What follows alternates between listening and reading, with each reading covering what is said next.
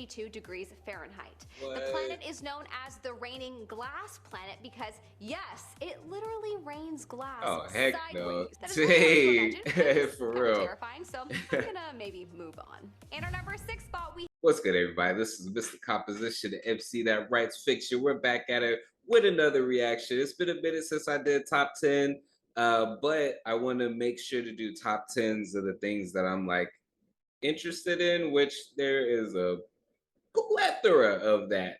One of those being space and planets. So this is going to be the top 10 strangest planets ever discovered in space. And if you're new to the channel, make sure to leave a like, subscribe, and notification bells on so you don't miss when I drop a new video. Let's go ahead and get into it. So many strange planets orbiting in the universe. I'm Melissa Melotti, your host, and here are your top 10 strangest planets ever discovered in space. Coming up in our number 10 spot, we have Gliese 581c. Gliese 581c Like, how do is they come up considered with an these exoplanet, names? I know which it's basically sometimes just it's means by that it's like a planet that is not in by our who solar discovered system, it. a planet located 20 light years away. Exoplanets. It is a planet that is Exoplanets are very, very interesting. I think the closest one is several light years away, but as far as us being able to get to it at this rate without light speed and warp travel and things like that, it would take us like billion years type of thing. So there's a couple of things that I've been looking into, like as far as the progression of warp speed. I want to say we can actually look it up right now. Let's see.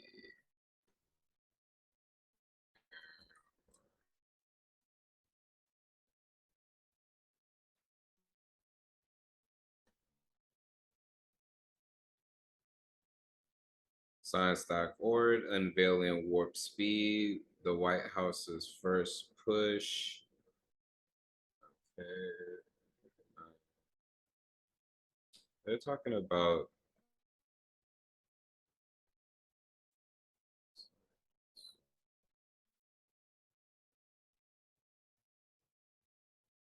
warp drive. So May 25th, 2021. Let's see.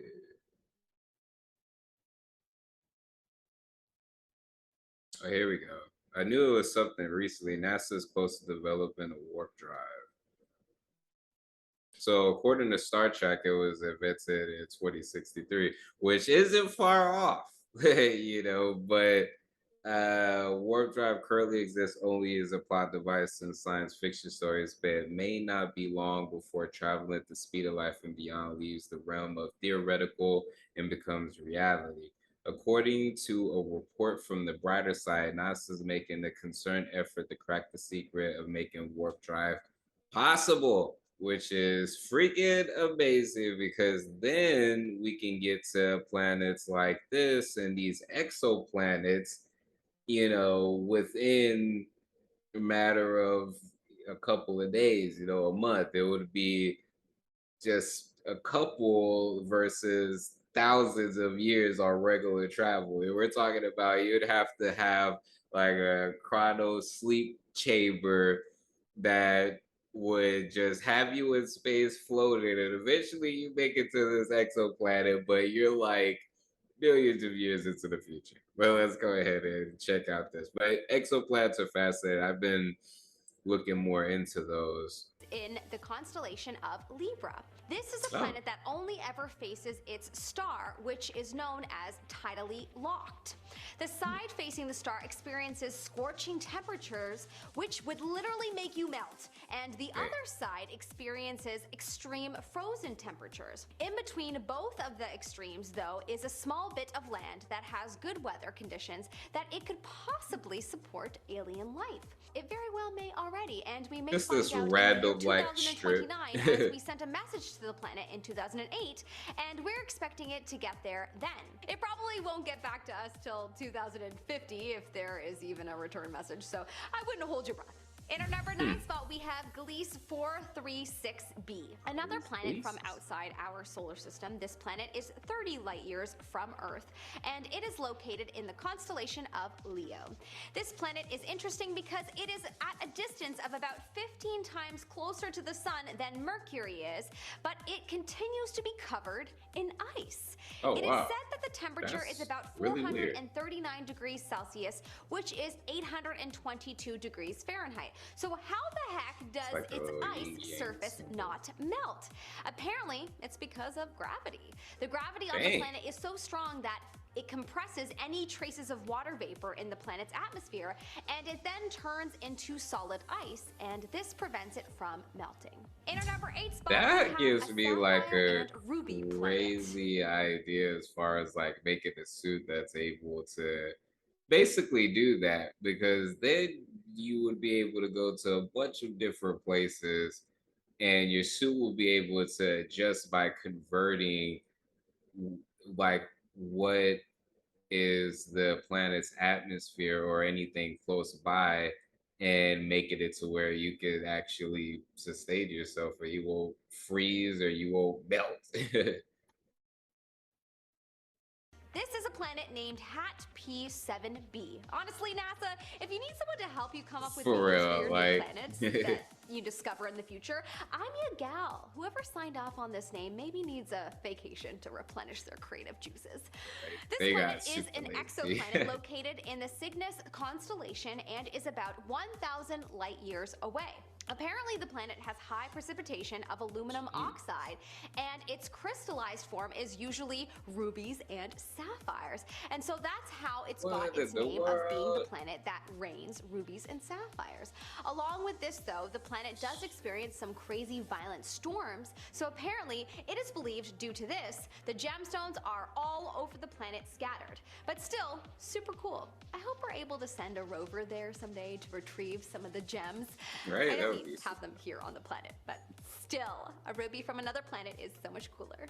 In our number 7 spot, we have the reigning glass planet. HD 189773b is quite the unusual planet. It is a large planet, being larger than Jupiter, and it is located about 62 light years away. It's a beautiful azure color, which is just a shade of blue. Its atmosphere is what makes it strange. It is made up of silicate atoms and particles mostly. It also has high wind speeds that can reach up to as high as 5,400 miles per hour. For perspective, that's around 2 kilometers a second. Jeez. Its temperature can reach over 900 degrees Celsius and 1,652 degrees Fahrenheit. The planet is known as the raining glass planet because, yes, it literally rains glass sideways. No. That is really hard to imagine. For real. Terrifying, so I'm gonna maybe move on. In our number 6 spot, we have the planet. So last year, I paid nothing for electricity, and I actually made money by using a special program that paid me. Planet that eats light. The WASP-12b planet is an exoplanet that is known for how dark it is. It is known for being twice the size of Jupiter, and its atmosphere temperature is around 4,600 degrees Celsius, which is 8,312 degrees Fahrenheit. I googled that. On one side of the planet, it basically eats light as it doesn't reflect light into space. It apparently can trap 94% of the visible starlight falling into the atmosphere. The planet orbits so close to its star that it has a fixed day side and night side. The night side is, of course, much colder than the side that is eating all of the visible light. That would be like Earth, and just like literally just like there's the night and the light side, the daytime, and forever here in Texas right now, it's just always daylight. And then over someplace like Japan right now, it is always nighttime. That would be crazy. That sounds like a new story idea. Jupiter as it orbits very, very close to its star, and it's heated to enormous temperatures. In our number 5 spot, we have the pink planet. strangest planet, or is this the coolest planet? I have to admit that I'm a bit biased, as pink is my favorite color. Orange is in a close second, so it's going to be cool to me because I just love the color. This is another exoplanet that is named Gliese 504b, and it is considered a Jovian planet. Apparently, it orbits its star at close to 9 times the distance that Jupiter orbits the sun. Insane. Damn. It also weighs in at 4 times Jupiter's mass. It is within the constellation of Virgo. It is believed that since the planet is pretty new, it is newly formed, that is why the surface is so pink. Well, hopefully it stays this way so we can get rid of that theory, because the universe needs a beautiful pink planet. Not that that does anything or changes anything, perhaps purely for the viewing pleasure for us and aliens out there on other planets. In our number 4 spot, we All right, guys. So what I'm gonna do with these top moments is I'm only gonna, react to the first 5.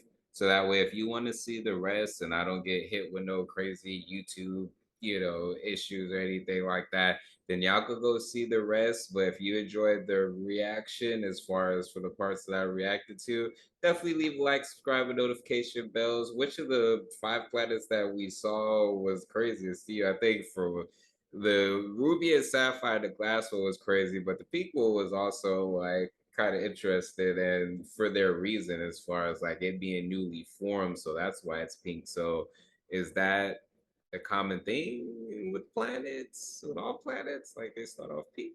I don't know, something to think about. The majority of them were, Gliese, and the dark planet was interesting as well. Where is it at? It's Gliese. So who is that? Who the fuck is Gliese? There we go. Gliese. Let's see who that is. Try a red dwarf star, 20 light years from our solar system. The Gliese catalog of nearby stars. So there's like literally a bunch. Asteroid and asteroid belt.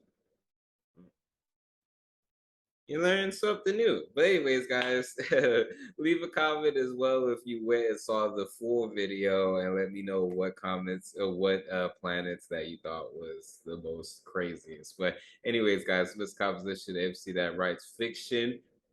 Peace. Being ready for the return to fall. Maybe I should be asleep, but these full moon vibes got me in the deep. Emotional roller coaster strapped in my seat, ready for a trip to find what I seek. Passing